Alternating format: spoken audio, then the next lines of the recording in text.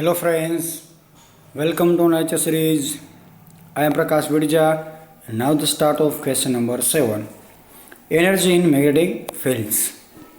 તો આપણે મેગ્નેટિક ફિલ્ડમાં જે એનર્જી છે જોવાની છે તો it takes a certain amount of energy to start a current flowing in circuit.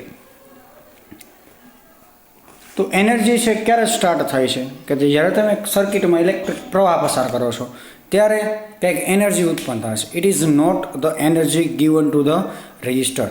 તો જે એનર્જી છે રજિસ્ટર સાથે સંકળાયેલી નથી. Which convert into heat and non recoverable. તો અમુક એનર્જી કેમાં કન્વર્ટ થઈ જશે તો કે હીટ કે વાયર જે ગરમ થાય છે એમાં કન્વર્ટ થઈ જશે ને અમુક જે રિકવરેબલ છે કે પાછી આવી શકતી નથી જે હીટ દ્વારા છે. The work done on a unit charge against the back EMF in one trip around the circuit is minus epsilon કે EMF તમે કહો છો. તો વર્ક ડન કેટલું થશે કોઈ એક ચાર્જ છે એ આખા સર્કિટમાં પાછો ફરીને પાછો આવશે એટલે કે માઇનસ EMF જેટલો થશે. Let the amount of charge per unit time passing through the wire is I. The total work done per unit time is તો કે પ્રવાહ I છે ચાર્જ માટે Q છે તો વર્ક ડન કેટલું થશે W is equal two epsilon I. Epsilon એટલે કરેલું કાર્ય છે આપણે EMF કહીએ અને I એટલે પ્રવાહ છે તો વર્ક ડન કેટલું થશે W is equal two minus omega I. હવે total energy in work done is total energy માટેની સિમ્બોલ શું અહીં લીધેલો છે U લીધેલો છે. U એટલે ટોટલ એનર્જી અને વર્ક ડન અને ટાઈમ ટોટલ ટાઈમ દ્વારા કરેલું વર્ક ડન એટલે ટોટલ એનર્જી કહી શકાય. વેર W is a small power માટેનું P is equal two VI છે તો એની જગ્યાએ તમે શું લખો V એટલે વોલ્ટેજ છે તો વોલ્ટેજ એ કોને અક્રોસ કેના લીધેલા છે માઇનસ એપ્સિલોન એટલે કે વિરુદ્ધ દિશામાં લાગેલું છે એટલા માટે. તો DU એટલે કે small work done total amount લઈ લ્યો તો DU is equal to omega DT. Ready ઓમેગાનું આપણે મૂકી દઈએ અહીંયા તો DU is equal to omega શું છે એપ્સિલોન I છે તો ઓમેગાની જગ્યાએ શું મૂકી દીધું છે minus epsilon I into DT. હવે DU અને એપ્સિલોન I કોન્સ્ટન્ટ છે DT એમ નામ રાખો. DU is equal two minus હવે એપ્સિલોન એટલે લોરેન્સ ફોર્સ L ઇન્ડક્ટન્સ માટેનું આપણે ઇક્વેશન જોયું minus L into DI upon DT. તો એપ્સિલોનની જગ્યાએ મૂકી દો અહીં માઇનસ એપ્સિલોનની જગ્યાએ માઇનસ સાઇન બાય એપ્સિલોનની જગ્યાએ શું હશે minus L into DI upon DT into I DT એમને રાખી દીધા છે. ઓકે હવે DT શું થઈ જશે DT કેન્સલ તો શું વધશે DU is equal two minus minus plus L into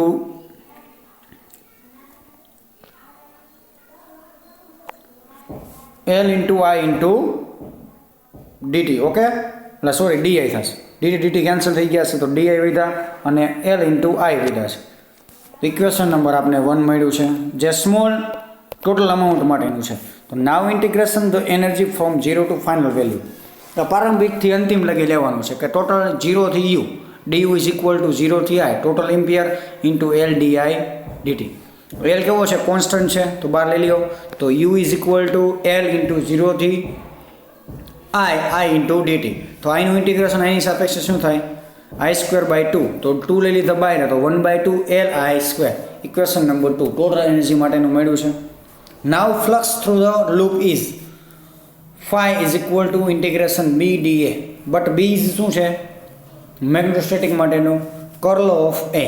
તો curl of A is equal to B છે તો વેલ્યુ મૂકી દીધી છે B ની જગ્યાએ શું મૂકી છે curl of A into DA. તો શું થશે ઇન્ટિગ્રેશન ઓવરઓલ ઇન્ટિગ્રેશન શું થશે integration overall A into DL. Okay length માટેનું આવી જશે. તો નાવ phi ઇન્ટુ LI તો phi એટલે શું થાય છે LI આવશે ઇન્ડક્ટન્સ ઉપરથી તો વેલ્યુ મૂકી દો phi ઇન્ટુ LI. અહીં લેફ્ટ હેન્ડ સાઈડ મૂકી દીધું LI રાઇટ હેન્ડ સાઈડ હતા integration of A DL. Now the put the value of equation 3 in equation number 2. તો અહીં LI ની જગ્યાએ તમને જે મળ્યું છે એ મૂકી દો તો અહીં LI સ્ક્વેર છે તો એક I કાઢી લ્યો તો U 1/2 I એક કાઢી લીધા છે અને LI ની જગ્યાએ શું મૂકી દીધા છે A integration A DL. Okay તો ઇન્ટિગ્રેશન A DL મૂકી દીધા છે. નાવ U is equal to 1/2 integration of A into આઈ અને ડીએલ લઈ લીધા. હવે એ આઈને અંદર જવા દે, આપણે કંઈક બનાવવું છે. તો J is equal to I into I upon A થશે. તો આઈ ઇઝ ઇક્વલ ટુ શું થશે? જે ઇન્ટુ એ. કરંટ ડેન્સિટી ઉપરથી બનાવેલું છે. તો હવે સ્મોલ લઈ લ્યો, આઈ ડીએલ બંને બાજુ ડીએલ એડ કરો. તો આઈ ડીએલ ઇઝ ઇક્વલ ટુ શું થશે? જે અને ડીએલ ઇન્ટુ એ એટલે શું થઈ જાય? વોલ્યુમ થઈ જશે. એરિયા ઇન્ટુ લેન્થ એટલે શું થઈ જશે? અહીં તમે જોઈ શકશો કે DL into A is equal two શું થશે? ડીવી થશે. તો આઈ ડીએલ ઇઝ ઇક્વલ ટુ જે ડીવી. તો અહીં મૂકી દો આઈ ઇન્ટુ ડીએલ શું થશે? આઈ ઇન્ટુ ડીએલ તો શું થશે? જે ડીવી. તો U is equal to 1/2 integration of volume માટે. ડીવી એટલે શું છે? વોલ્યુમ માટે છે. તો total volume V integration A into I ડીએલની જગ્યાએ શું આવશે? જે અને ડી ટાઉ એની જગ્યાએ શું આવી જશે? એરિયાની જગ્યાએ વોલ્યુમ માટે આવી જશે. તો એમ્પિયર લો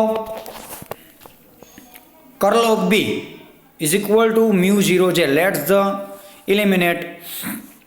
જેના કરતાં કરો શું થશે? J is equal to 1/μ0 curl of B. હવે જેની જગ્યાએ એની વેલ્યુ મૂકી દો તો 1/. નાવ 6 છે ઇક્વેશન નંબર 5માં. એટલે કે જે તમે જે જોવો છો આ જેની જગ્યાએ ક્યાં મૂકવાની છે? જેની વેલ્યુ અહીં મૂકવાની છે. તો યુ ઇઝ ઇક્વલ ટુ 1/2μ0 μ0 બહાર જવા દે ઇન્ટિગ્રેશન એ જેની જગ્યાએ શું આવી જશે? Curl of B into D tau according to products rules. હવે પ્રોડક્ટ્સ રૂલ માટે બનાવવાનું છે.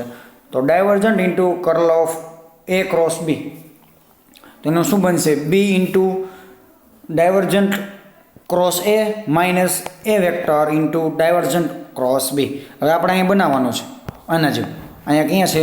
તો આને કરતાં કરી નાખો. લઈ લો લેફ્ટ હેન્ડ સાઈડમાં. તો આ સાઈડ લઈ લીધું છે. તો શું બનશે? એ લેફ્ટ હેન્ડ સાઈડમાં આવશે, આર આવશે રાઈટ સાઈડમાં. ઓકે.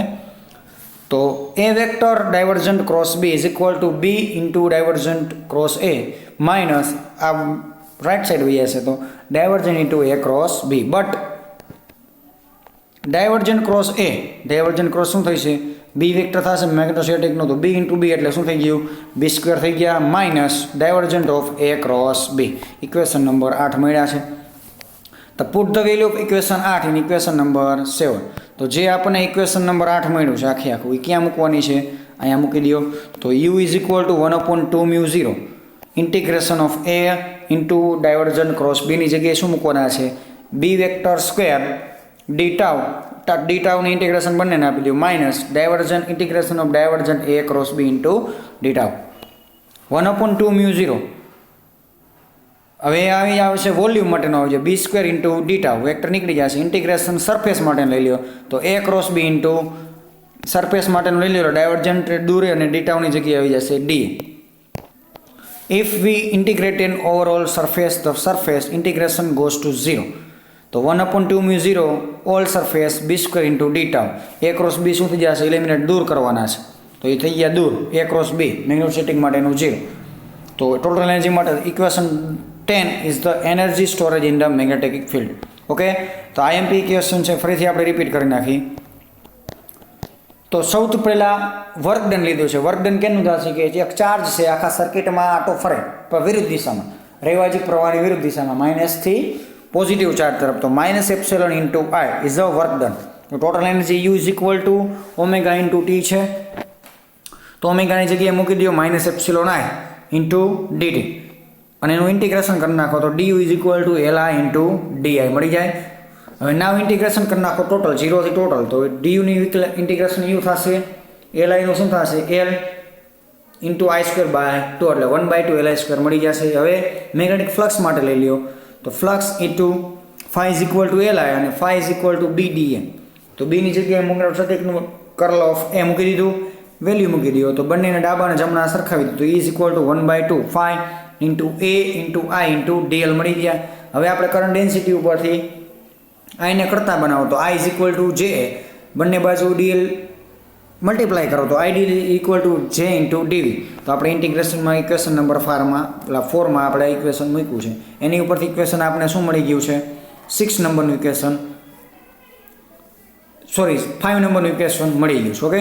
તો હવે જેની જગ્યાએ મૂકી દો આપણે કર્લ ઓફ બીનું શું છે? μ0 જે જેને કરતા કરો. તો J is equal to 1/μ0 curl of B એની ઇક્વેશન 5માં મૂકો. તો U is equal to 2μ0 into A vector into curl of B into ડીટા. હવે આપણે ડોટ પ્રોડક્ટ વડે A vector into divergent cross B એનું આપણે B square minus divergent A cross B મેળવા એ આપણે ઇક્વેશન નંબર 7માં મૂકવાના છે.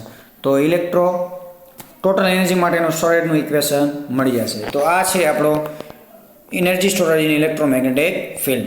So thank you so much student watching my video.